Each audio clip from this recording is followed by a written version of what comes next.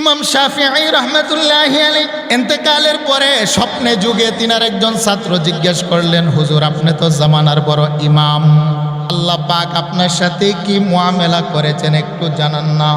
ইমাম শাফিঈ রহমতুল্লাহি আলাইহি জবাব দেই, শোনো রে, আমার আল্লাহ আমাকে ডেকে বললেন, শাফিঈ তোমার সমস্ত জীবনের ইবাদত এক পাশে রেখে দিলাম, আর তোমার একটা রাত্রের বেলার ইবাদত আমি আল্লাহ এক পাশে রাখলাম। হে শাফি, তোমার সারা জীবনের অবশ্যই ইবাদত অনেক ওজন আর ভারী। তুমি রাত্রের বেলা ঘুমানোর সময় ডান হাত কানের নিচে দিয়ে যতক্ষণ পর্যন্ত ঘুম না আসতো তুমি গুনগুন করে একটা দুরূদ পড়তে। সুবহানাল্লাহ বলেন না?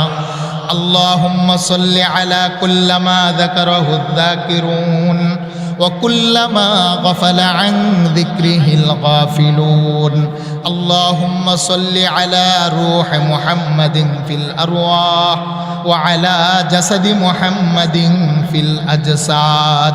আল্লাহ বলেন, শাফি তোমার গোটা জীবনের ইবাদতের দিকে আমি মালিক তাকাবো না, শুধুমাত্র একটা ইবাদতের দিকে আমি মালিক তাকাবো, সেটা হলো রাত্রের বেলা যতক্ষণ ঘুম না আসতো তুমি ডান হাতটা মাটির নিচে বালিশের উপরে দিয়ে তুমি গুনগুন করে দুরূদ পড়তে।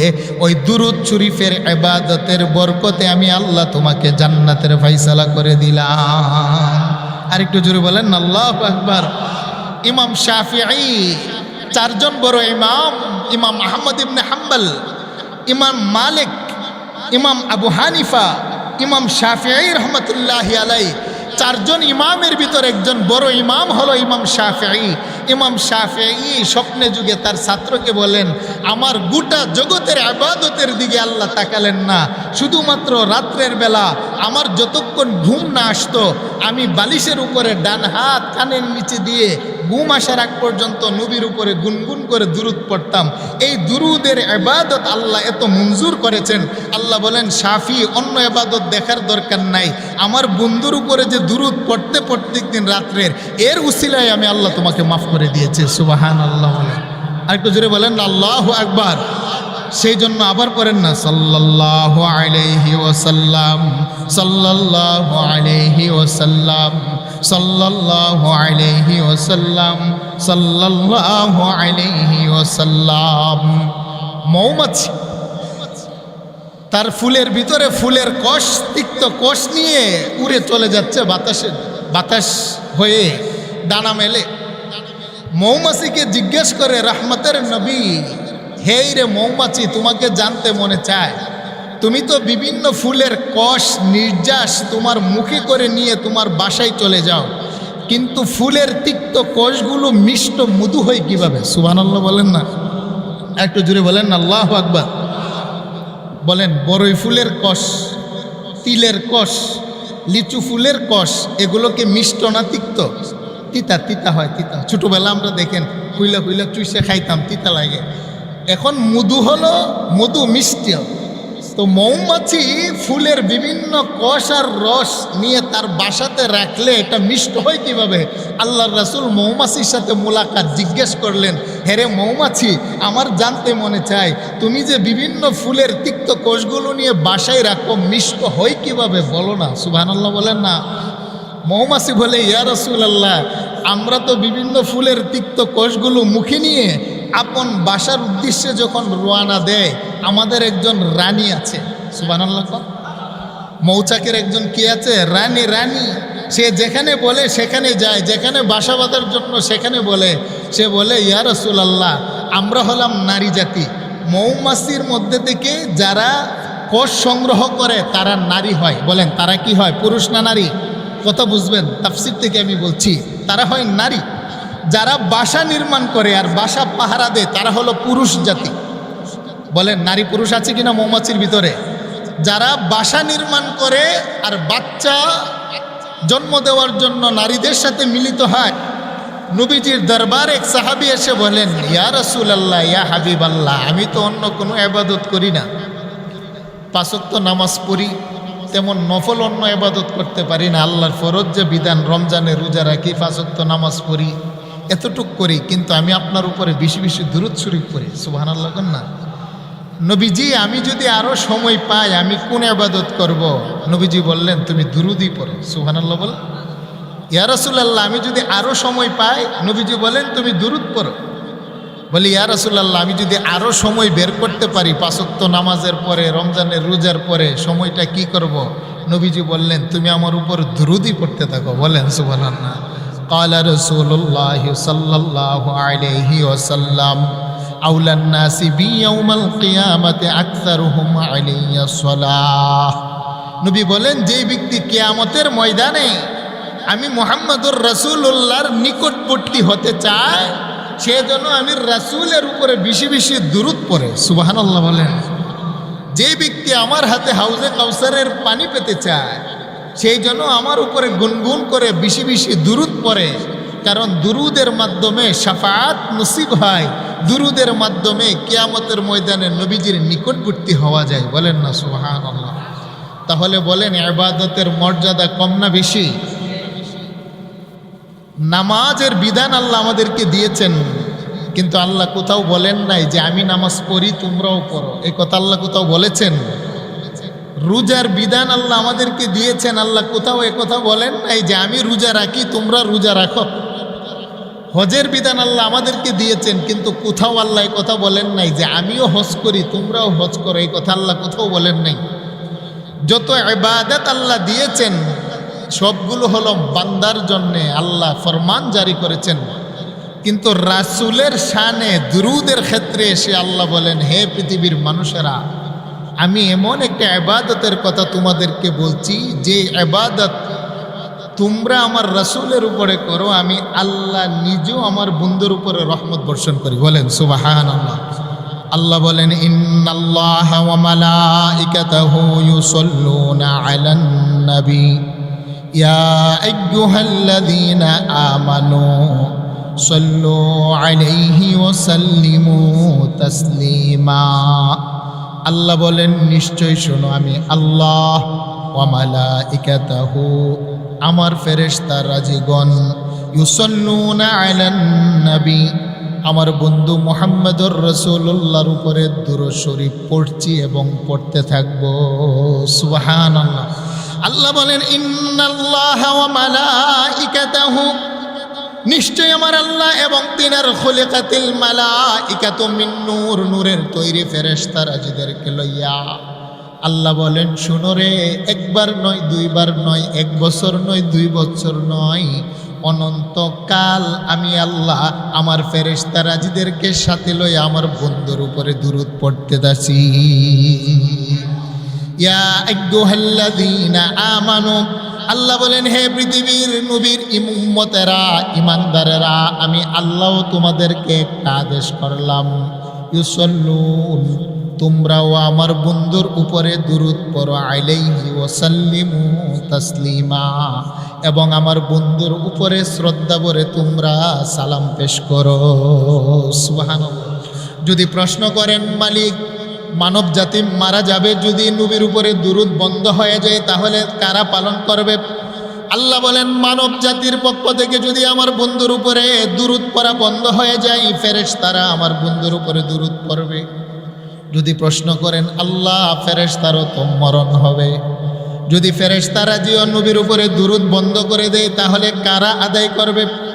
আল্লাহ পাক কুরআনুল কারীমের মধ্যে যে শব্দটা ব্যবহার করলেন ইউসাল্লুন, এই শব্দটা হলো মুজারের সিগা, যার ভিতরে দাওয়াম এবং ইস্তেমরারের মানা পাওয়া যায়, অর্থাৎ বর্তমান এবং ভবিষ্যতের অর্থ পাওয়া যায় চলমান।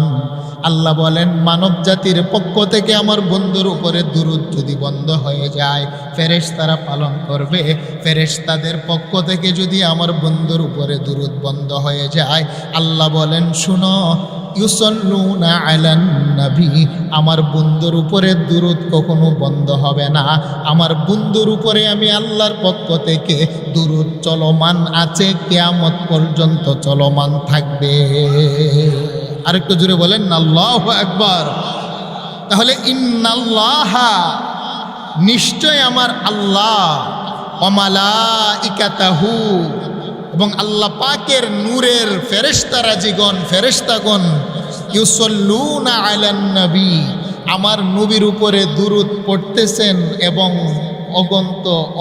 অনন্তকাল আমার নবীর উপরে দুরূদ পড়তেই থাকবেন। বলেন সুবহানাল্লাহ। দুরূদ পড়ে মানে আল্লাহর পক্ষ থেকে রহমত বর্ষিত হয়। ফেরেশতারা দুরূদ পড়ে মানে আল্লাহর কাছে রহমতের কামনা করে। আর আমরা নবীর উপরে দুরূদ পড়ি মানে আল্লাহর কাছে আমরা এটা চাই যে আল্লাহ আপনার রহমতে কামেলা আমার নবীর উপরে বর্ষণ করুন। মানে মানব জাতির যখন ধ্বংস হয়ে যাবে, নবীর উপর তো দুরূদ বন্ধ হয়ে যাবে, আর পড়বে কে? মানুষ তো নেই। আল্লাহ বলেন ফেরেশতা পড়বে। ফেরেশতা রাজিরও যখন ধ্বংস হয়ে যাবে, দুরূদ পড়বে কে?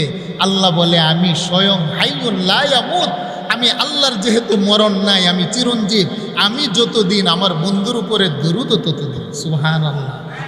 বলেন তাহলে এটা এমন একটা ইবাদত যে ইবাদতের মধ্যে স্বয়ং আমার আল্লাহ নিজেই নিজের কথা উল্লেখ করে বান্দাদেরকে আদেশ করেছেন। সুবহানাল্লাহ। সেই জন্য হাদিসের মধ্যে পাওয়া যায় قال رسول الله صلى الله عليه وسلم من صلى علي واحدة صلى الله عليه عشرا। আল্লাহর নবী বলেন, শুনো আমার যে সমস্ত উম্মতের নারী পুরুষেরা পৃথিবীর যেই কোনো প্রান্ত থেকে যেই কোনো মুহূর্তে যেই কোনো সময় আমি রহমতের নবীর উপরে গুনগুন করে একবার মাত্র দুরূদ পাঠ করে, আমার আল্লাহ খুশি হয়ে দুরূদ পড়নেওয়ালার উপরে একবারের বৌদুলতে আল্লাহ পাক 10টি রহমত নাজিল করে। আরেকটু জোরে বলেন আল্লাহু আকবার। বলেন নবীর উপরে দুরূদ কয়বার? একবার। আর আল্লাহ পাক খুশি হয়ে তার বন্ধুর উপরে একবার দুরূদ পড়ার কারণে আল্লাহ তার উপরে রহমত দেন 10টি। সুবহানাল্লাহ। গোটা জগতের জন্য আল্লাহর পক্ষ থেকে একটি রহমতই যথেষ্ট হয়ে যায়। গোটা কুল কায়নাতের জন্য আল্লাহর পক্ষ থেকে একটি রহমত যেই জায়গার ভিতরে যথেষ্ট কাফি হয়ে যায়। আল্লাহর রাসূল বলেন সেই জায়গায় আমি রহমতের নবীর উপরে দুরূদের খাতিরে আল্লাহ পাক তার উপরে 10টি রহমত নাজিল করেন। শুধু তাই নয়, তার 10টি গুনাহ আল্লাহ মাফ করেন। সুবহানাল্লাহ। এবং 10টি মর্যাদা আল্লাহ তার বুলন্দ করেন। সেই জন্য সাইয়েদানা উমর রাদিয়াল্লাহু তাআলা আনহু বলেন, হে নবীর উম্মতেরা শোনো, ইন্না দুআ মাওকুফুন বাইনাস সামাই ওয়াল আরদি লা তুসআদু সাল্লু আলা নবিকা সাল্লাল্লাহু আলাইহি ওয়াসাল্লাম। মানুষ যখন দোয়া করে আল্লাহর আদালতে মোনাজাত করে, যদি দোয়ার আগে এবং পরে নবীর উপরে দুরূদ পড়া না হয়, মাওকুফুন বাইনাস সামাই ওয়াল আরদ, তার মোনাজাত দোয়াটা আকাশ এবং জমিনের মাঝখানে ঝুলে থাকে, আল্লাহ মঞ্জুর করে না। যেই মাত্র নবীর উপরে দুরূদ পড়া হয়, আল্লাহ পাক সাথে সাথে তার মোনাজাত তিনার আরশের মধ্যে পৌঁছিয়ে নেন। আরেকটু জোরে বলেন সুবহানাল্লাহ। সেই জন্য দেখবেন যে কোনো ইবাদতের আগে আমরা দুরূদ পড়ি। বলেন পড়ি কি পড়ি না? তাবলিগওয়ালারা তালিম করে, সেখানেও দুরূদ পড়ে। আমরা খতিব সাহেবরা মোনাজাত করি, সেখানেও দুরূদ পড়ি। বাড়িতে ঘরে দোকানে পাটে উদ্বোধন করবেন, অনুষ্ঠান করবেন, বলেন আর উলামায়ে কেরাম কি বলে মোনাজাতের আগে যে একটু দুরূদ পড়েন। বলেন পড়ে কি পড়ে না? কেন? ইন্না দুআ মাওকুফুন বাইনাস সামাই ওয়াল আরদ। বান্দা মোনাজাত করবে, আর মোনাজাতের আগে নবীর উপর যদি দুরূদ পড়া না হয়, তাহলে মোনাজাতে যে শব্দগুলো আল্লাহর কাছে আরজি করে, সেই শব্দগুলো আকাশ আর জমিনের মাঝখানে আল্লাহ ঝুলিয়ে রাখেন, আল্লাহ মঞ্জুর করে না। যেই দুরূদ পড়া হয়, নবীর উপরে দুরূদ হলো চিঠির উপরে সিলের মতো। সুবহানাল্লাহ কন্যা। আপনি বিদেশে চিঠি পাঠাবেন, পোস্টমাস্টারের সিলমোহর যতক্ষণ পর্যন্ত চিঠির গায়ে না লাগবে ততক্ষণ পর্যন্ত চিঠি আপনার সন্তান পর্যন্ত পৌঁছবে না। তদ্রূপভাবে মোনাজাত আর ইবাদতের ভিতরে নবীর উপরে দুরূদ পড়া হলো সিলমোহরের মতো।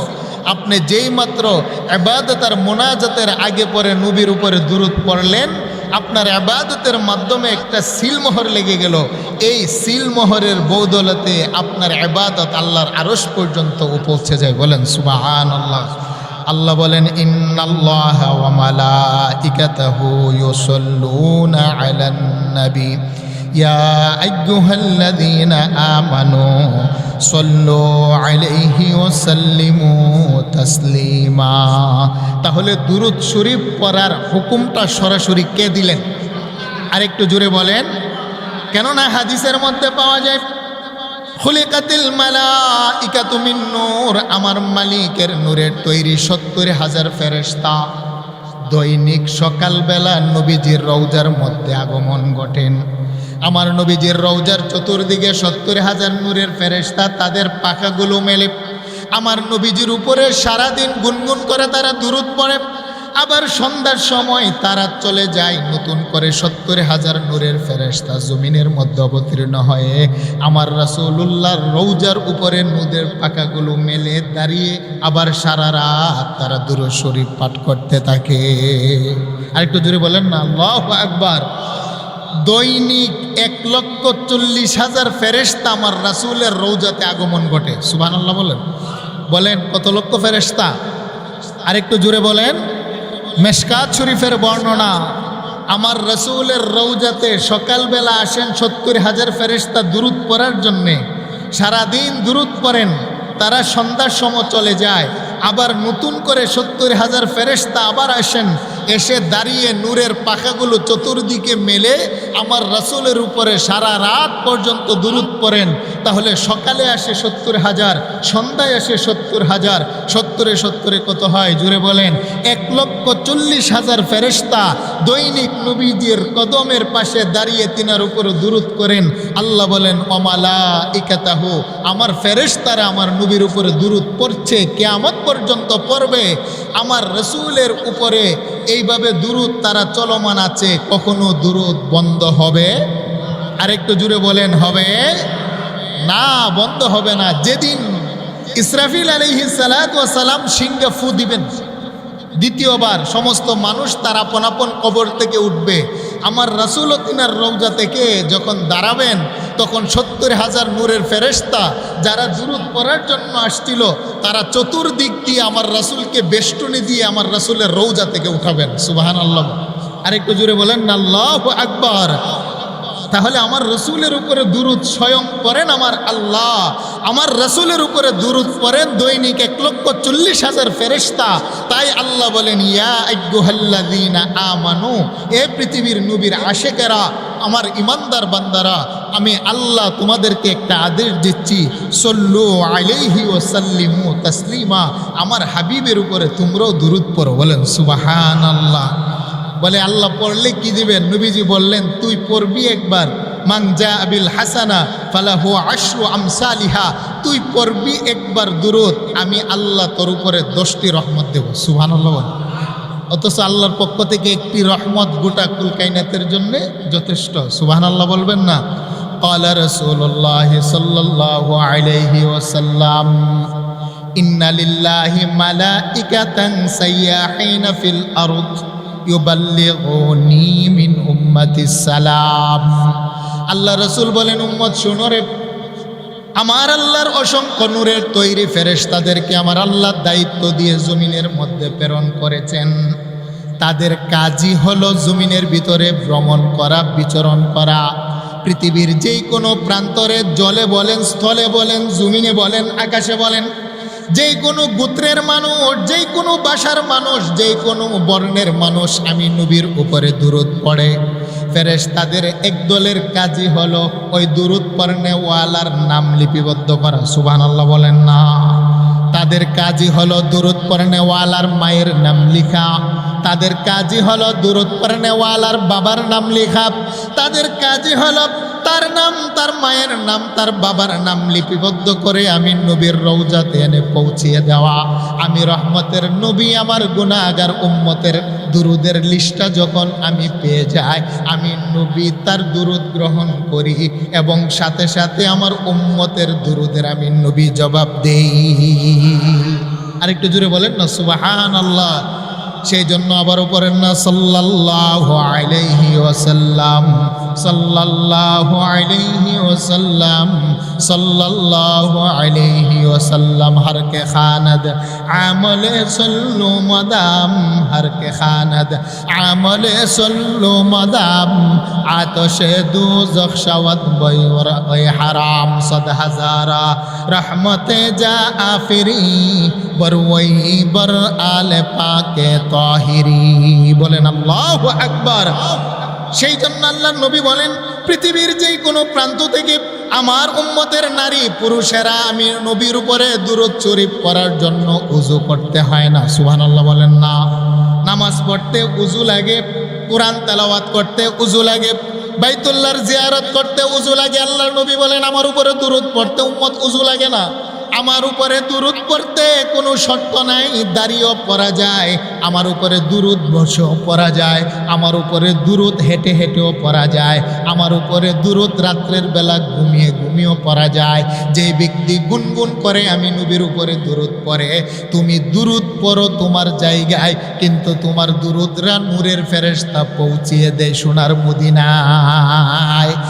আর যদি আমার কোনো উম্মতের নারী পুরুষ আমি নবীজির রওজার পাশে দাঁড়িয়ে আমার উপরে দুরূদ পড়ে, আসসালাতু ওয়াসসালামু আলাইকা ইয়া রাসূলুল্লাহ, পড়েন না আসসালাতু ওয়াসসালামু আলাইকা ইয়া রাসূলুল্লাহ, আসসালাতু ওয়াসসালামু আলাইকা ইয়া হাবিবাল্লাহ, আসসালাতু ওয়াসসালামু আলাইকা ইয়া শাফিআল মুজনাবিন, আসসালাতু ওয়াসসালামু আলাইকা ইয়া রাহমাতাল লিল আলামিন।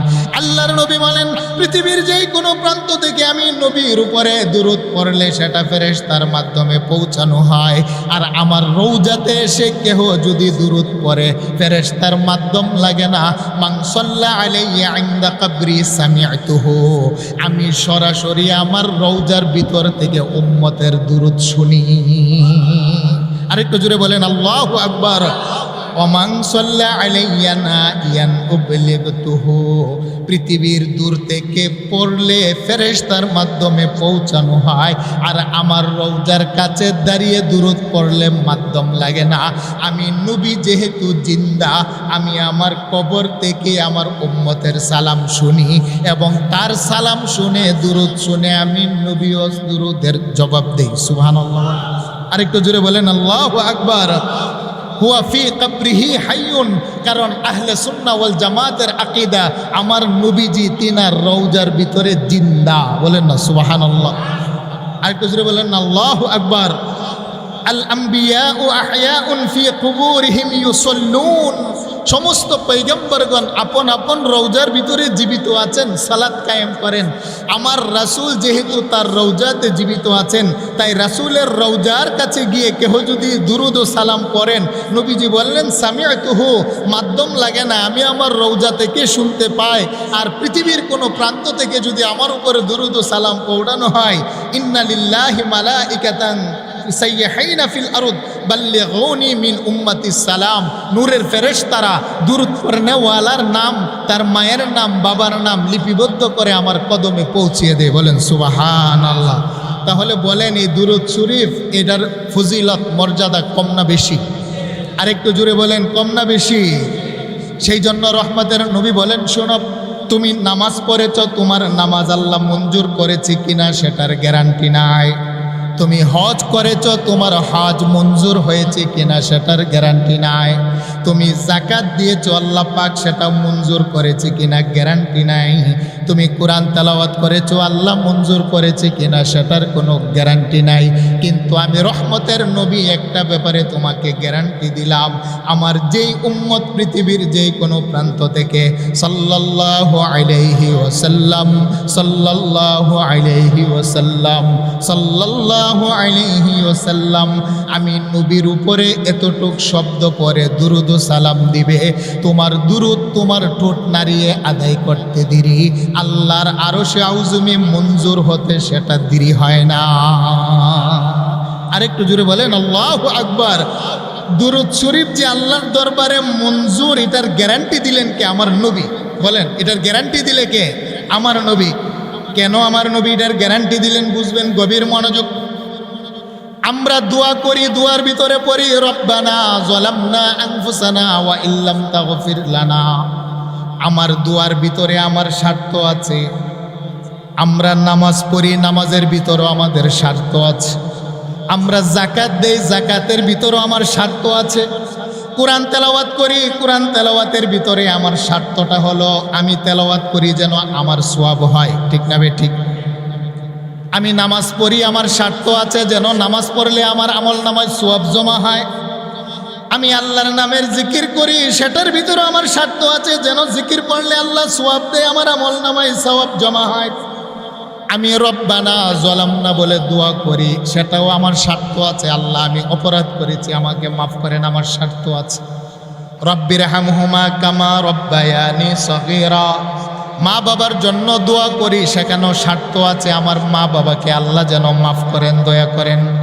দেখা গেল পৃথিবীর সমস্ত ইবাদতের ভিতরে ইবাদত করনে ওয়ালার স্বার্থ পাওয়া যায়, সেই জন্য সেটা কবুল হতেও পারে, নাও হতে পারে, এটা আল্লাহর মুআমেলা। কিন্তু বান্দা যখন নবীর উপরে দুরূদ পড়ে, আল্লাহুম্মা সাল্লি আলা মুহাম্মদ, হে আল্লাহ আপনি মুহাম্মদুর রাসূলুল্লাহর উপরে রহমত বর্ষণ করুন, সেখানে আমার কোনো কথা নাই, স্বার্থ নাই। সেই জন্য যেই ইবাদতের ভিতরে বান্দার কথা থাকে না, স্বার্থ থাকে না, সেই ইবাদত মঞ্জুর 100% আল্লাহর দরবারে কবুল। সুবহানাল্লাহ বলেন, আরেকটু জোরে বলেন আল্লাহু আকবার। আমার কথাটা বুঝতেছেন আপনারা? সমস্ত ইবাদতের ভিতরে আমার কথা আছে। আল্লাহ আমাকে মাফ করেন, মা বাবাকে মাফ করেন, আমাকে সম্পদ দেন, আমাকে দয়া করেন, আমার রহমত দেন, সব কিছুর ভিতরে আমি আর আল্লাহ। কি বলেন, ঠিক না বেঠিক? আমি আর আমার আল্লাহ। তাহলে আমি তো গুনাহগার, আল্লাহ আমাকে দিতেও পারে, নাও দিতে পারে। বলেন, আমাকে আল্লাহ দিতেও পারে, বলেন না, আমাকে আল্লাহ দিতেও পারে, নামও দিতে পারে। এটা আমার আর আল্লাহর মাঝখানে। কিন্তু যখন পড়ি আল্লাহুম্মা সাল্লি আলা মুহাম্মদ, হে আল্লাহ আপনি মুহাম্মদুর রাসূলুল্লাহর উপরে রহমত বর্ষণ করুন, বলেন আমার নবী আল্লাহর কাছে প্রিয়, এতে কোনো সন্দেহ আছে? আরেকটু জোরে বলেন, সন্দেহ আছে? পৃথিবীর সমস্ত মানব জাতির চাইতে আমার রাসূলের শান আর মর্যাদা আল্লাহর কাছে বেশি। আল্লাহর সৃষ্টি জগতের ভিতরে আল্লাহ যাকে মাহবুব আর বন্ধু বানিয়েছেন, তার ব্যাপারে যখন আল্লাহর কাছে ফরিয়াদ করা হয়, আল্লাহ আপনি আপনার বন্ধুর উপরে রহমত বর্ষণ করেন, সেখানে তো আমার কোনো চাওয়া পাওয়া নাই। সেই জন্য আল্লাহর কাছে চাচ্ছি কার ব্যাপারে? আল্লাহর বন্ধুর ব্যাপারে। সেই জন্য নবী বলেন আমার ব্যাপারে যেই আল্লাহর কাছে চাই সেটাই আল্লাহ মঞ্জুর করে ফেলে। সুবহানাল্লাহ বলেন, আরেকটু জোরে বলেন আল্লাহু আকবার। সেই জন্য হাদিসের মধ্যে আছে সমস্ত ইবাদত কবুল হয়েছে কিনা গ্যারান্টি নাই, কিন্তু দুরূদ শরীফ নামক এমন একটা ইবাদত আছে বান্দা আদায় করতে দেরি আল্লাহ মঞ্জুর করতে দেরি করে না। সুবহানাল্লাহ বলেন না? সেই জন্য আবারও পড়েন সাল্লাল্লাহু আলাইহি ওয়াসাল্লাম, সাল্লাল্লাহু আলাইহি ওয়াসাল্লাম, সাল্লাল্লাহু আলাইহি ওয়াসাল্লাম। ইমাম শাফিঈ রহমাতুল্লাহি আলাইহি এন্তেকালের পরে তিনার একজন ছাত্র জিজ্ঞাসা করলেন, হুজুর আপনি তো জামানার বড় ইমাম, জানতে চাই আমার আল্লাহ আপনার সাথে কি ব্যবহার করেছেন কবরের ভিতরে? বলেন আল্লাহু আকবার। ইমাম শাফিঈ রাহমাতুল্লাহি আলাইহি এন্তেকালের পরে স্বপ্নে যুগে তিনার একজন ছাত্র জিজ্ঞাসা করলেন, হুজুর আপনি তো জামানার বড় ইমাম, আল্লাহ পাক আপনার সাথে কি মুআমেলা করেছেন একটু জানান না? ইমাম শাফিঈ রহমতুল্লাহি আলাইহি জবাব দেই, শোনো রে, আমার আল্লাহ আমাকে ডেকে বললেন, শাফিঈ তোমার সমস্ত জীবনের ইবাদত এক পাশে রেখে দিলাম, আর তোমার একটা রাত্রের বেলার ইবাদত আমি আল্লাহ এক পাশে রাখলাম। হে শাফিঈ তোমার সারা জীবনের অবশ্যই ইবাদত অনেক ওজন আর ভারী। তুমি রাত্রের বেলা ঘুমানোর সময় ডান হাত কানের নিচে দিয়ে যতক্ষণ পর্যন্ত ঘুম না আসতো তুমি গুনগুন করে একটা দুরূদ পড়তে। সুবহানাল্লাহ বলেন না? আল্লাহুম্মা সাল্লি আলা কুল্লামা যাকারাহু যাকিরুন ওয়া কুল্লামা গাফালা আন যিকরিহিল গাফিলুন। আল্লাহুম্মা সাল্লি আলা রূহি মুহাম্মাদিন ফিল আরওয়াহ ওয়া আলা জাসাদি মুহাম্মাদিন ফিল আজসাদ। আল্লাহ বলেন, শাফি তোমার গোটা জীবনের ইবাদতের দিকে আমি মালিক তাকাবো না, শুধুমাত্র একটা ইবাদতের দিকে আমি মালিক তাকাবো, সেটা হলো রাত্রের বেলা যতক্ষণ ঘুম না আসতো তুমি ডান হাতটা মাটির নিচে বালিশের উপরে দিয়ে তুমি গুনগুন করে দুরূদ পড়তে। ওই দুরূদ শরীফের ইবাদতের বরকতে আমি আল্লাহ তোমাকে জান্নাতের ফয়সালা করে দিলাম। আরেকটু জোরে বলেন আল্লাহু আকবার। ইমাম শাফিঈ চারজন বড় ইমাম, ইমাম আহমদ ইবনে হাম্বল, ইমাম মালিক, ইমাম আবু হানিফা, ইমাম শাফিঈ রহমতুল্লাহি আলাইহি, চারজন ইমামের ভিতর একজন বড় ইমাম হলো ইমাম শাফিঈ। ইমাম শাফিঈ স্বপ্নে যুগে তার ছাত্রকে বলেন, আমার গোটা জগতের ইবাদতের দিকে আল্লাহ তাকালেন না, শুধুমাত্র রাত্রের বেলা আমার যতক্ষণ ঘুম না আসতো আমি বালিশের উপরে ডান হাত কানের নিচে দিয়ে ঘুম আসার আগ পর্যন্ত নবীর উপরে গুনগুন করে দুরুদ পড়তাম। এই দুরুদের ইবাদত আল্লাহ এত মঞ্জুর করেছেন, আল্লাহ বলেন শাফি অন্য ইবাদত দেখার দরকার নাই, আমার বন্ধুর উপরে যে দুরুদ পড়তে প্রত্যেক দিন রাত্রের, এর উসিলায় আমি আল্লাহ তোমাকে মাফ করে দিয়েছি। সুবহানাল্লাহ বলেন, আরেকটু জোরে বলেন আল্লাহু আকবার। সেই জন্য আবার করেন না সাল্লাল্লাহু আলাইহি ওয়াসাল্লাম, সাল্লাল্লাহু আলাইহি ওয়াসাল্লাম, সাল্লাল্লাহু আলাইহি ওয়াসাল্লাম, সাল্লাল্লাহু আলাইহি ওয়াসাল্লাম। মৌমাছি তার ফুলের ভিতরে ফুলের কোষ, তিক্ত কোষ নিয়ে উড়ে চলে যাচ্ছে বাতাস হয়ে ডানা মেলে। মৌমাছিকে জিজ্ঞেস করে রহমতের নবী, হেই রে মৌমাছি, তোমাকে জানতে মনে চায়, তুমি তো বিভিন্ন ফুলের কষ নির্যাস তোমার মুখে করে নিয়ে তোমার বাসায় চলে যাও, কিন্তু ফুলের তিক্ত কোষগুলো মিষ্ট মধু হয় কিভাবে? সুবহানাল্লাহ বলেন না, একটু জোরে বলেন না আল্লাহু আকবার। বলেন বড়ই ফুলের কষ, তিলের কষ, লিচু ফুলের কষ, এগুলোকে মিষ্ট না তিক্ত? তিতা তিতা হয়, তিতা। ছোটোবেলা আমরা দেখেন হুইলা হুইলা চুইসে খাইতাম, তিতা লাগে। এখন মধু হলো, মধু মিষ্টি। তো মৌমাছি ফুলের বিভিন্ন কোষ আর রস নিয়ে তার বাসাতে রাখলে এটা মিষ্ট হয় কিভাবে? আল্লাহর রাসূল মৌমাছির সাথে মোলাকাত, জিজ্ঞেস করলেন, হেরে মৌমাছি, আমার জানতে মনে চায়, তুমি যে বিভিন্ন ফুলের তিক্ত কোষগুলো নিয়ে বাসায় রাখো, মিষ্ট হয় কিভাবে বলো না। সুবহানাল্লাহ বলেন না। মৌমাছি বলে, ইয়া রাসূলুল্লাহ, আমরা তো বিভিন্ন ফুলের তিক্ত কোষগুলো মুখে নিয়ে আপন বাসার উদ্দেশ্যে যখন রওনা দেয়, আমাদের একজন রানী আছে। সুবহানাল্লাহ। মৌচাকের একজন কি আছে? রানী। রানী সে যেখানে বলে সেখানে যায়, যেখানে বাসা বাঁধার জন্য সেখানে বলে। সে বলে, ইয়া রাসূলুল্লাহ, আমরা হলাম নারী জাতি, মৌমাছির মধ্যে থেকে যারা কোষ সংগ্রহ করে তারা নারী হয়। বলেন তারা কি হয়, পুরুষ না নারী?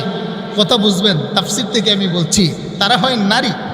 যারা বাসা নির্মাণ করে আর বাসা পাহারা দেয় তারা হলো পুরুষ জাতি।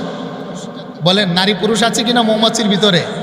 যারা বাসা নির্মাণ করে আর বাচ্চা জন্ম দেওয়ার জন্য নারীদের সাথে মিলিত হয় এবং পাহারা দেয় যেন বেঙ্গলে এসে অথবা বুমুরা এসে নষ্ট না করে, তারা হলো পুরুষ ডক্টর তারা।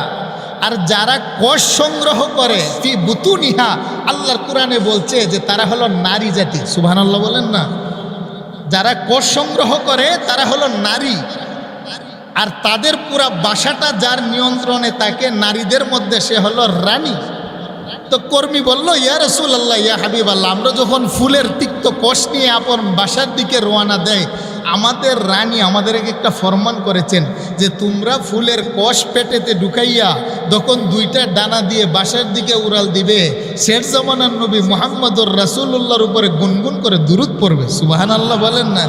বলে আমরা যখন তিক্ত ফলের কোষ মুখে নিয়ে আপনি রহমতের নবীর নামের উপরে গুনগুন করে দুরূদ শরীফ পড়তে পড়তে বাসায় এসে পেট থেকে বের করে যখন কোষটা বাসার ছিদ্রের ভিতরে রাখি, আমাদের যে জবান দিয়ে আপনার উপরে দুরূদ পড়েছি, এই জবানের দুরূদের বরকতে পেটের তিক্ত কোষগুলোকে আল্লাহ সুমিষ্ট মধু বানিয়ে দেন। সুবহানাল্লাহ বলা। আর কে খানাদ আমলে সল্লু মাদাম আতশে দুজখ শাওয়াত বরওয়ে হারাম। সেই জন্য আল্লাহওয়ালারা বলেন, একটা মানুষ মৌমাছি নবীর উপরে দুরূদ পড়ার কারণে তিক্ত ফলের কোষ যদি মিষ্ট মধু হতে পারে, আর যেই মধুর ব্যাপারে আল্লাহ বলছেন শিফাউল লিন্নাস, সমগ্র রোগের মহা ঔষধ, আর যদি নবীর গুনাহগার উম্মত নবীর উপরে গুনগুন করে দুরূদ পড়ে, দুরূদের বরকতে আল্লাহ গুনাহগার উম্মতের দেহটাকে জাহান্নামের জন্য হারাম করতে পারে। পারে কি পারে না? আর একটু জোরে বলেন, পারে কি পারে না? সেই জন্য আবারও বলেন সাল্লাল্লাহু আলাইহি ওয়াসাল্লাম, সাল্লাল্লাহু আলাইহি ওয়াসাল্লাম, সাল্লাল্লাহু আলাইহি ওয়াসাল্লাম। قال رسول الله صلى الله عليه وسلم رغم أنف رجل من صلى علي عند من رغم أنف رجل من ذكرت عنده فلم يصلي علي। আল্লাহর নবী বলেন, যেই ব্যক্তির সামনে আমার নাম উচ্চারণ হলো, বলেন যে ব্যক্তির সামনে আমার নাম উচ্চারিত হলো, রাগিমা আনফুর রাজুলিন, তার নাক দুলাই দূষিত হোক, এই শব্দটা আল্লাহর রাসূল বলছেন, তার উপরে লানত করেছেন, বর্ষণা করেছেন। রাগিমা আনফুর রাজুলিন, আল্লাহ রাসূল বলেন আমার উম্মতের নাক দুলাই দূষিত হোক। আমরা বলি না যে তোর নাক কাটা যাক, বলি কিনা? আরেকটু জুড়ে বলেন, বলি কিনা? এই শব্দটা মানে কি? তারে অসম্মান করা, যে তোর নাক কাটা যাক। মানুষের নাকে খত দেয় কিনা? কথা বলেন আপনারা, খত দেয় কিনা? এটা কি সম্মান সূচক নাকি বেইজ্জতি? আল্লাহ রাসূল বলেন রাগিবা আনফুর রাজুলিন, আমার উম্মতের নাক দুলাই দূষিত হোক। মানে নবীজি ঘোষণা করলেন, তার উপরে লানত দিলেন। কেন? যেই ব্যক্তির সামনে আমি নবীর নাম উচ্চারিত হলো, জিকির করা হলো, নাম নেওয়া হলো, শোনার পরেও সে আমার উপরে দুরূদ পড়ে নাই, আল্লাহ রাসূল বলেন ওই ব্যক্তি হালাক হয়ে যাক, ধ্বংস হয়ে যাক। বলেন না নাউজুবিল্লাহ। এই মর্মে আরেকটা হাদিস পাওয়া যায় নবীজির জামাতা সাইয়্যিদানা আলী রাদিয়াল্লাহু তাআলা আনহু থেকে। তিনি বর্ণনা করেন, নবীজি বলছেন আল বাখিলুল্লাযী মান যুকিরতু ইনদাহু ফালাম ইউসাল্লি আলাইয়া, পৃথিবীর মধ্যে সবচাইতে বড় কৃপ ওই ব্যক্তি যেই ব্যক্তির সামনে আমার নবীর নাম উচ্চারিত হলো অথচ সে আমার নবীর উপরে দুরূদ পড়ে নাই, ওই ব্যক্তি হলো পৃথিবীর সবচাইতে বড় কৃপণ এবং বখিল। বলেন না নাউজুবিল্লাহ। আমরা তো মনে করি যারা গরিবকে দান করে না তারা বখিল। আমরা তো মনে করি যারা যাকাত দেয় না তারা বখিল। আমরা তো মনে করি জুমার দিনে মসজিদে আসার সময় 5টা টাকা পকেটে নিয়ে আসে না, দান করে না, তারা বখিল। হ্যাঁ, তারা বখিল এক শব্দে ঠিক আছে, কিন্তু হাদিসের ভাষায় সাইয়্যিদানা আলী বলেন, শোনো আমার নবীজি বলেছেন আল বাখিলুল্লাযী মান যুকিরতু ইনদাহু ফালাম ইউসাল্লি আলাইয়া, আমার নবীর নাম শোনার পরে যেই মানুষটা নবীর মহাব্বতে দুরূদ পড়ে না, জবানের মধ্যে তালা দিয়ে রাখে, আল্লাহ রাসূল বলেন ওই ব্যক্তি হলো পৃথিবীর সবচাইতে বড় বখিল। তাহলে করণীয় কি? করণীয় হলো আজানে আর একামতে পৃথিবীর যেই কোনো প্রান্ত থেকে নবীর নাম যদি তোমার কান দিয়ে শুনো, তাহলে সাথে সাথে জবানটা নাড়াইয়া পড়ো সাল্লাল্লাহু আলাইহি ওয়াসাল্লাম, সাল্লাল্লাহু আলাইহি ওয়াসাল্লাম, সাল্লাল্লাহু আলাইহি ওয়াসাল্লাম। বলেন আল্লাহু আকবার। তাহলে নবীর নাম শুনলে কি চুপ করে থাকার সুযোগ আছে? আরেকটু জুড়ে বলেন, সুযোগ আছে? তাহলে আজানের মধ্যে যে বলে আশহাদু আন্না মুহাম্মাদুর রাসূলুল্লাহ, তখন আপনি দোকানে আছেন, বাড়িতে আছেন, একমাত্র টয়লেটে যদি না থাকেন নাপাক অবস্থায়, তাহলে নবীর নামে কি পড়বেন? বলেন সাল্লাল্লাহু আলাইহি ওয়াসাল্লাম, সাল্লাল্লাহু আলাইহি ওয়াসাল্লাম। আর যদি না পড়েন তাহলে আপনি নবীজির ফতোয়ায় কি বলেন? আরেকটু জুড়ে বলেন কি? বখিল। আরেকটু জুড়ে বলেন নবীর ফতোয়া কি? বখিল। বখিল। আমরা কি বখিল হতে চাই? আরেকটু জুড়ে বলেন বখিল হতে চায়? তাহলে ইমাম শাফির যে ঘটনাটা বললাম, তাহলে মুসল্লিয়ানে কেরাম, সম্মানিত মুসল্লিরা, আমরা রাত্রের বেলা যখন ঘুমাই বালিশে মাথা দিলেই তো ঘুম আসে না। বলেন ঘুম আসে? আমার সাথে বলেন না, বালিশে মাথা লাগাইলেই কি ঘুম আসে? হাজারো চিন্তা আসে, ট্যাবলেটকে তো ঘুম আসে না। তাহলে ইমাম শাফি জামানার বড় ইমাম হয়ে তিনি যতক্ষণ ঘুম না আসতেন নবীর উপর দুরূদ পড়তেন। আমি আর আপনি সলিমুদ্দিন আর কলিমুদ্দিন, আমাদের তো বংশেরও নাম নাই, নিজেরও নাম নাই, তাহলে আমরা তো তিনার মতো হতে পারি নাই। তাহলে আমাদের ইবাদত তো আরও বেশি করা দরকার। তাহলে কি করা? যতক্ষণ ঘুম না আসবে আমরা ডাইন করতে শুয়ে কানের নিচে হাতটা রেখে গুনগুন করে দুরূদ পড়ব। হাদিসের মধ্যে আছে কেহ যদি উজুর সহিত 40 দিন পর্যন্ত ঘুমের আগে আমার রাসূলের উপর গুনগুন করে দুরূদ পড়ে, স্বপ্নে যুগে আমার রাসূলের সাথে তার মুলাকাত হয়ে যায়। সুবহানাল্লাহ বলেন না। আর যদি কেহ আমার রাসূলকে স্বপ্নে দেখে, আল্লাহ রাসূল বলেন, টাইটেল জামাতের মধ্যে পড়ানো হয়, শামাইলে তিরমিজির মধ্যে বর্ণনা আসছে, কেহ যদি আল্লাহর রাসূলকে মাংজারা, আল্লাহ রাসূলের সাথে জিয়ারত হয়, ফিন্নাউম, ঘুমের মধ্যে, রাআইতুল হাক্কা, আল্লাহ রাসূল বললেন বাস্তবে আমার সাথে মুলাকাত হলে যেমন, ঘুমের করে আমার সাথে মুলাকাত হওয়াটা হলো তেমন। সুবহানাল্লাহ। ফাইন্না শাইতানা লা ইয়াতামাসসালু বি, এক শব্দ, লা ইয়াতাসাওয়ারু বি, 2 শব্দ, লা ইয়াতাশাক্কালু বি, 3টা শব্দ আল্লাহ রাসূল ব্যবহার করেছেন। কারণ আমার সুরত শয়তান ধারণ করতে পারে না। আমি রহমতের সুরত ছাড়া অন্য সবার আকৃতি শয়তান ধারণ করতে পারে, কিন্তু আমি রহমতের নবীর আকৃতি ধারণ করার ক্ষমতা আল্লাহ শয়তানকে দেয় নাই। যেই ব্যক্তি স্বপ্নে আমাকে দেখলো, রাআইতুল হাক্কা, সে যেন বাস্তবিক আমাকে দেখে নিল। সুবহানাল্লাহ বলেন না। আল্লাহ রসুলকে স্বপ্নে দেখতে মনে চাই কার কার? 2টা হাত উঠান না, বললেন না নারে তাকবীর। আল্লাহ কবুল করে, সকলে বলেন আমিন। তাহলে আমরা কি পড়তে হবে বলেন? যতক্ষণ ঘুম না আসে সাল্লাল্লাহু আলাইহি ওয়াসাল্লাম, সাল্লাল্লাহু আলাইহি ওয়াসাল্লাম, সাল্লাল্লাহু আলাইহি ওয়াসাল্লাম। বাবা আদম আলাইহিস সালাতু ওয়াসসালাম, আমরা যে মাওলানা হয়েছি, আলিয়া, কষ্ট হচ্ছে আপনাদের? শুনেন মনোযোগ, এটা আকীদার কথা, আমলের কথা। আমরা যে মাওলানা হয়েছি, আমাদের দর্সের নিজামি আছে, আমাদের একটা সিলেবাস আছে। এই কিতাবটা আলিয়া সিলেবাসও পড়ানো হয়, আমাদের দেওবন্দি সিলেবাসের ভিতরে পড়ানো হয়। কিতাবটার নাম হলো শরহ বিকায়া। এই কিতাবের হাসিয়া লিখেছেন আল্লামা লখনবী রহমতুল্লাহি আলাইহি। একটা হলো মূল মতন পঠন, আরেকটা হলো তার টিকা। শিক্ষিত সমাজ বুঝবেন, টিকা বুঝেন, যে মূল বাক্যের যদি কোনো শব্দ বুঝে না আসে, তার একটা টিকা লিখতে হয় সাইটে, এটার টিকা বলা হয়, এটাকে বলা হয় হাসিয়া। শরহে বেকায়া কিতাবটা আলিয়া সিলেবাসও আছে, আমাদের দেওবন্দি সিলেবাসের ভিতরে আছে। যারা মাওলানা হয় তাদের করানো হয়, এটা ফিকহের একটা কিতাব। এই কিতাবুন নিকাহের তার টিকা লিখেছেন আল্লামা লখনবী রহমতুল্লাহি আলাইহি। টিকা লিখতে গিয়ে সাইয়েদানা আদম আর হাওয়ার একটা ঘটনা উল্লেখ করেছেন, সুবহানাল্লাহ বলেন না। সাইয়েদানা আদম আলাইহিস সালাতু ওয়াস সালামকে সৃষ্টি করে আল্লাহ পাক জান্নাতে রাখলেন। আদম আলাইহিস সালাতু ওয়াস সালাম একা, এখনো বিবি হাওয়াকে বানান নাই। আদম আলাইহিস সালাতু ওয়াস সালামকে আল্লাহ বললেন, আদম তুমি জান্নাতে যাও, ঘুরো, সব কিছু করে, কিন্তু আদম আলাইহিস সালামের একা একা ভালো লাগে না, সুবহানাল্লাহ বলেন।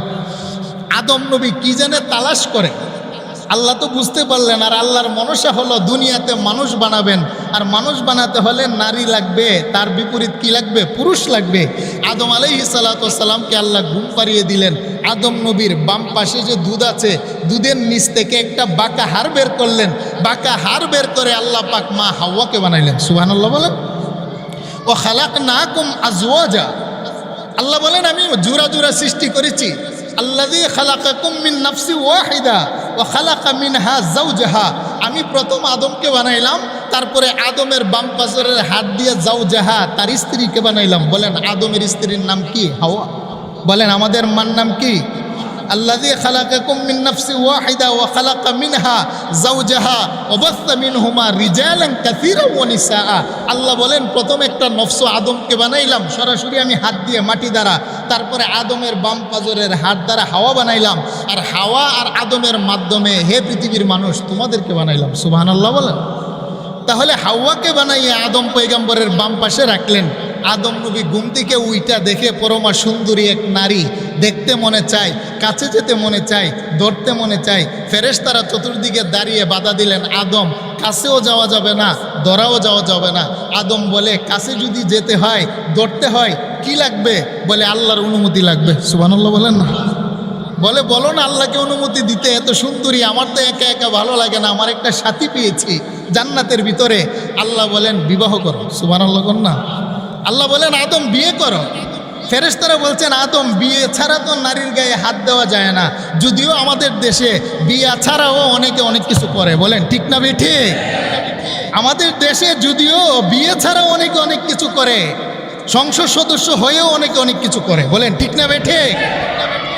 জাতির রাহবার, জাতির পথ প্রদর্শক, মানুষ ভোট দিয়ে সংসদে পাঠিয়েছে, জাতির পক্ষে কথা বলবে। এখন যারা ক্ষেত পাহারা দিবে তারাই যদি ক্ষেত খায়া ফেলে, জাতির কি অবস্থা হবে আমাদের বোঝা বিষয়, বলেন ঠিক না বেঠে? সম্মানিত হাজিরিন, কথা প্রসঙ্গে কথা আসছে, মনে রাগ করবেন না। আমাদের সকলের মুরব্বী, হেফাজতে ইসলামের যিনি আমির আল্লামা শাহ মুহিবুল্লাহ বাবুনগরী দামাত বারাকাতুহুম, লক্ষ লক্ষ উলামায়ে কেরামের যিনি উস্তাদ, হাজারো উলামায়ে কেরামের যিনি শায়েখ, বাংলাদেশের প্রধান মুরব্বী, কয়েকদিন আগে একটা দলের সাংবাদিকেরা তিনার চরিত্র নিয়ে তিনাকে দাজ্জাল পর্যন্ত বানিয়েছে, তিনার ইজ্জতের উপরে আঘাত দিয়েছে। আমরা মনে কষ্ট পেয়েছি, কিন্তু আল্লাহ পাক কয়েকদিনের ভিতরে তাদেরকে এমন বেইজ্জত করেছে, জাতির সামনে ল্যাংটা করে ছেড়েছে, বলেন ঠিক না বেঠে? একজন আল্লাহওয়ালার চরিত্র নিয়ে তার কপালে এক চোখ দিয়ে তাকে দাজ্জাল বানিয়ে সারা পৃথিবীর সামনে তাকে বেইজ্জত করেছে। কিন্তু তুমি যার সাপোর্ট করো তাকে তো আল্লাহ পাক ল্যাংটা করে ছেড়েছে জাতির সামনে, বলেন ঠিক না বেঠিক? সেই জন্য কখনো আল্লাহওয়ালাদেরকে নিয়ে বেয়াদবি করতে নাই, বলেন ঠিক না বেঠিক?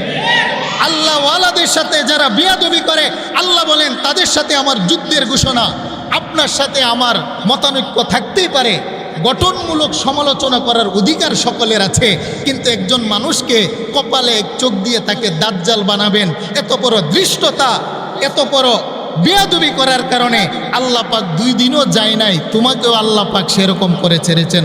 অমাকারু অমাকার আল্লাহ আল্লাহু খায়রুল মাকিরিন। কেহ যদি কারো ব্যাপারে চক্রান্ত করে আল্লাহ পাক উত্তম পরিকল্পনাকারী। বলেন ঠিক না বে ঠিক? আরেকটু জুড়ে বলেন ঠিক না বে ঠিক? সম্মানিত হাজিরিন, আদম আলাইহিস সালাতু ওয়াস সালাম বললেন বিবাহ পড়িয়ে দাও।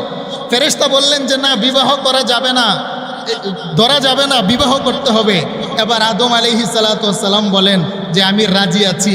আল্লাহ বলেন ফেরেশতা আদমকে বলো দেনমোহর আদায় করতে। সুবহানাল্লাহ বলেন না। কিতাবের নাম কি? শরহে বেকায়া, দরসে নিজামি আলিয়া মাদ্রাসায় পড়ানো হয়। আল্লামা লখনবী রহমতুল্লাহি আলাইহি লিখেছেন আদম বলেন আমি রাজি আছি।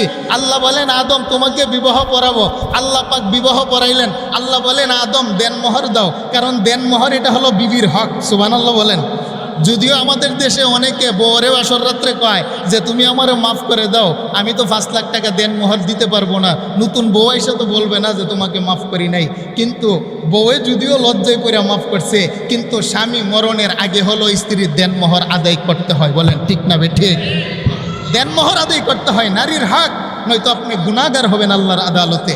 আদম বলেন দেনমোহর দিব। আল্লাহ টাকা নাই পয়সা নাই, কে দিয়ে? আল্লাহ বলেন আদম যেদিন তোমার নাক দিয়ে রূহ দিয়েছিলাম, ইনফাখ ফীহির রূহ, তুমি চোখ মিলে কি দেখেছো? আদম বলেন আল্লাহ যেদিন আমার দেহটাকে 120 হাত বানিয়ে আমার নাক দিয়ে আপনি জীবন দিয়েছিলেন, আমি চোখ মিলে দেখেছি আপনার আরশের পিলারে পিলারে, জান্নাতের রেজায় রেজায়, গাছের পাতায় পাতায় আপনার পাশে একটা নাম মুহাম্মাদুর রাসূলুল্লাহ সাল্লাল্লাহু বলেন না আল্লাহু আকবার। বলেন আল্লাহ আমি চোখ মিলে দেখেছি জান্নাতের পিলারে পিলারে, রেজায় রেজায়, পাতায় পাতায়, কোনায় কোনায় আপনার নামের পাশে একটা নাম মুহাম্মদ। আল্লাহ বলেন হে আদম তুমি তো দেনমোহর আদায় করবে, তোমার কাছে টাকা নাই পয়সা নাই, বলে যাও আমার নামের পাশে যে নামটা দেখছো এটা আদম মানব জাতি থেকেই আসবে, তোমার এই জাতি থেকেই আসবে, সে শেষ জামানার পয়গম্বর। আমার নামের পাশে যেহেতু দেখেছো, অবশ্যই তোমার বুঝতে বাকি নাই যে সে আমার মাহবুবে কিবরিয়া মুহাম্মাদুর রাসূলুল্লাহ। আমি আল্লাহ বলে দিলাম আমার বন্ধুর উপরে 10 বার অথবা 20 বার দুরূদ পড়ে দাও, তাহলে আমি আল্লাহ নিজে খুশি হইয়া হাওয়ার দেনমোহর আদায় করে দেব। সুবহানাল্লাহ বলেন। আরেকটু জোরে বলেন না আল্লাহু আকবার। লিখেছেন কোথায়? শরহে বেকায়া আল্লামা লখনবী রহমতুল্লাহি আলাইহি, শাহ মুহাদ্দিসে দেহলভী রহমতুল্লাহি আলাইহি তার কিতাবের মধ্যে ঘটনা উল্লেখ করে বলেন আদম আর হাওয়ার বিবাহর দেনমোহর আদায় হয় মুহাম্মদুর রাসূলুল্লাহর দুরুদের মাধ্যমে। সুবহানাল্লাহ বলেন। সেই জন্য আবার পড়েন সাল্লাল্লাহু আলাইহি ওয়াসাল্লাম, সাল্লাল্লাহু আলাইহি ওয়াসাল্লাম। ইন্নাল্লাহা ওয়া মালাইকাতাহু ইউসাল্লুনা আলান নবী ইয়া আইয়ুহাল্লাযীনা আমানু সাল্লু আলাইহি ওয়া সাল্লিমু তাসলিমা। আল্লাহ বলেন আমার বন্ধুর উপরে আমি দুরূদ পড়ি, আমার ফেরেশতারা পড়ে, তোমরাও দুরূদ পড়ো। আল্লাহ আমরা তো মারা যাব, আল্লাহ বলেন ফেরেশতারা পড়বে। আল্লাহ ফেরেশতা তো মারা যাবে একদিন, দুরূদ পড়বে কে? আল্লাহ বলেন ইউসাল্লুন, আমি আল্লাহ যতদিন আমার বন্ধুর উপরে দুরূদ ততদিন। সুবহানাল্লাহ বলেন। আমি আল্লাহ যতদিন আমার বন্ধুর উপরে দুরূদ ততদিন। হাইয়ুন লা ইয়ামুত, আমার মরণ নাই, আমি যেহেতু চিরঞ্জীব, গোটা জগৎ যদি আমার বন্ধুর উপরে দুরূদ না পড়ে, আমি আল্লাহ একাই বন্ধুর উপরে দুরূদ পড়তেছি, পড়তেই থাকবো। সুবহানাল্লাহ বলেন। তাহলে বলেন দুরূদ আমাদের বড় ইবাদত, আমাদের দুরূদ লাগবে কি লাগবে না? কিন্তু দুরূদ নিয়ে মারামারি। বলেন আমাদের সমাজে দুরূদ নিয়ে কি আছে? আরেকটু জোরে বলেন কি আছে? দাঁড়াইয়া পড়বে না খাড়াইয়া পড়বে? কি বলেন আছেনি? আরেকটু জোরে বলেন আছেনি? আমরা যারা বৈশা পড়ি আমাদেরকে একদল ফতোয়া দেয় ওহাবি, আর যারা দাঁড়াইয়া পড়ে এদেরকে আমরা ফতোয়া দেই তারা মাজার পূজারি। হ্যাঁ, দুরূদ শরীফ বসেও পড়া যায়, দুরূদ শরীফ দাঁড়িয়েও পড়া যায়, দুরূদ শরীফ হেঁটে হেঁটে পড়া যায়, দুরূদ শরীফ ঘুমিয়ে ঘুমিয়ে পড়া যায়। সুবহানাল্লাহ বলেন। ইমাম শাফি দুরূদ শরীফ কি হাইটা পড়ছেন না ঘুমাইয়া পড়ছেন? আরেকটু জোরে বলেন ঘুমাইয়া পড়ছেন না হাইটা পড়ছেন? তাহলে আপনার রাস্তা দিয়ে হাঁটতেছেন, দুরূদ পড়া যাবে কি যাবে না? দোকানে বসে আছেন, দুরূদ পড়া যাবে কি যাবে না? রাত্রে ঘুম আসে না, দুরূদ পড়া যাবে কি যাবে না? সুতরাং দুরূদ দাঁড়িয়ে বসে হেঁটে ঘুমিয়ে সর্ব অবস্থায় পড়া যায়। সেই জন্য দুরূদ নিয়ে আর ফতোয়াবাজি আরেকটু জোরে বলেন না, দরকার আমাদের আমল দরকার। বলেন কি দরকার? আমল দরকার। আল্লাহ সুবহানাহু ওয়া তাআলা আমাদেরকে কামলেওয়ালার উপরে বেশি